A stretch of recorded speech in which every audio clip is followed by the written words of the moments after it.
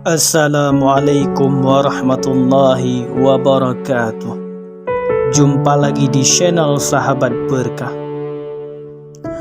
Pada kesempatan singkat kali ini kita akan membahas kisah tentang Ashabul Kahfi dan 7 pemuda yang tertidur selama 309 tahun di dalam gua. Bismillahirrahmanirrahim. Pernahkah mendengar kisah Ashabul Kahfi, yaitu kisah 7 orang pemuda dan seekor anjing yang tertidur selama 309 tahun di dalam sebuah gua? Kisah tersebut terdapat dalam Al-Quran surah Al-Kahfi dari ayat ke-9 sampai ayat ke-26.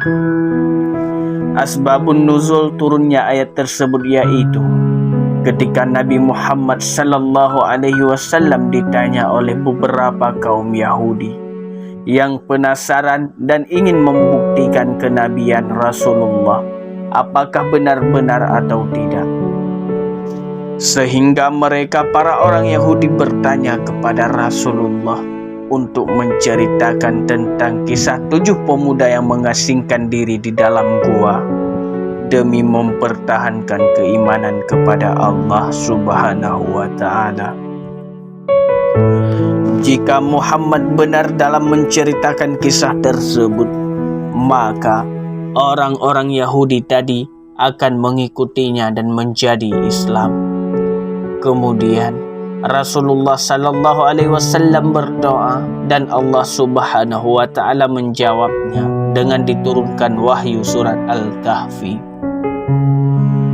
Am hasibta anna ashabal kahfi warraqimi kanu min ayatina ajaba, yang artinya, apakah umat Anda dan ahlul kitab menyangka bahwa ashabul kahfi yang memiliki kitab suci itu termasuk tanda-tanda kami yang mengherankan? Menurut beberapa riwayat ada 3 pendapat yang berbeda tentang lokasi gua tempat tertidurnya 7 pemuda dalam kisah Ashabul Kahfi tersebut, yaitu gua di Efesus, gua di Damsyik, dan gua di Amman. Berikut kisah lengkap kisah Ashabul Kahfi yang terdapat di dalam Al-Quran. Dahulu hiduplah seorang raja yang sangat kejam dan zalim yang bernama Raja Dicyanus. Sebelum Raja Dicyanus berkuasa, rakyat kerajaan tersebut merupakan rakyat yang beriman dan taat kepada Allah. Akan tetapi, semuanya berubah. Rakyat menjadi sangat patuh pada Dicyanus, sebab jika ada yang membangkang, akan langsung dibunuh dengan kejam. Rakyat dipaksa mengagungkan rajanya sebagai Tuhan mereka. Berbeda dengan rakyat yang lainnya yang menjadi patuh kepada raja, ada 7 pemuda yang menentang kekuasaan zalim Raja Dicyanus. Penentangan dan keimanan 7 pemuda tadi akhirnya diketahui oleh sang raja. Dicyanus pun marah tak terkira dan langsung memerintahkan bala tentaranya untuk mencari 7 pemuda tadi dan membawanya ke hadapannya. Setelah tertangkap, Raja Dicyanus menawari 7 pemuda itu dengan berbagai macam kesenangan dunia, mulai dari jabatan, kekayaan, wanita, dan lain-lain. Namun semuanya ditolak oleh mereka. Para pemuda beriman tersebut lebih memilih mempertahankan pendiriannya daripada menjadi penyembah selain Allah. Mereka akhirnya dilepas oleh Raja Dicyanus untuk memberi kesempatan supaya berubah pikiran. Sahabat berkah yang dirahmati Allah, di akhir pertemuan tersebut, Dicyanus mengancam akan membunuh ke-7 pemuda jika tidak mengikuti titah sang raja. Namun, mereka sama sekali tidak berpikir untuk berubah keyakinan. Dari ancaman Raja Dicyanus itu justru membuat mereka semakin yakin dengan keimanannya. Bahkan mereka tidak takut dengan kematian sedikit pun. Sebagai ikhtiar untuk mempertahankan prinsip, mereka bertujuh akhirnya sepakat untuk berhijrah ke tempat lain yang lebih baik dan mendukung bagi keimanan. Mereka mengasingkan diri bertujuh dan seekor anjing. Ketika dalam perjalanan, sampailah mereka di sebuah gua. Kemudian masuk ke dalamnya dengan maksud untuk beristirahat. Mereka pun tidur di dalam gua itu.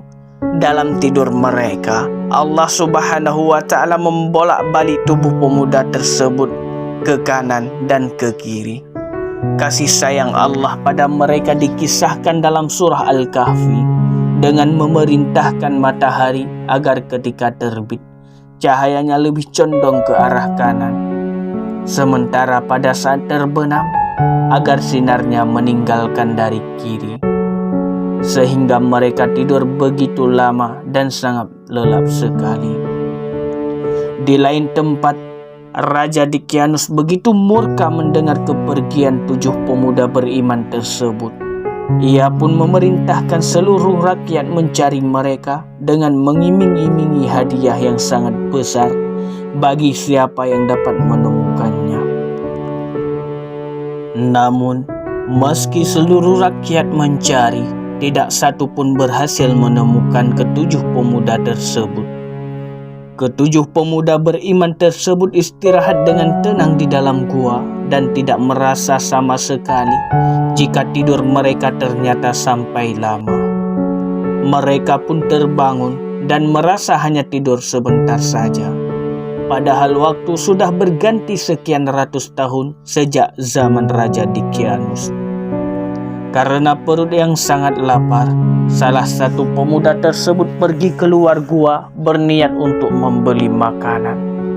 Setahu pemuda itu, ia masih berada di zaman Raja Dicyanus, sehingga ia berjalan dengan sangat hati-hati. Ketika sampai di pasar dan hendak membayar makanan, pedagang itu terheran-heran dengan bentuk uang yang diberikan pemuda itu.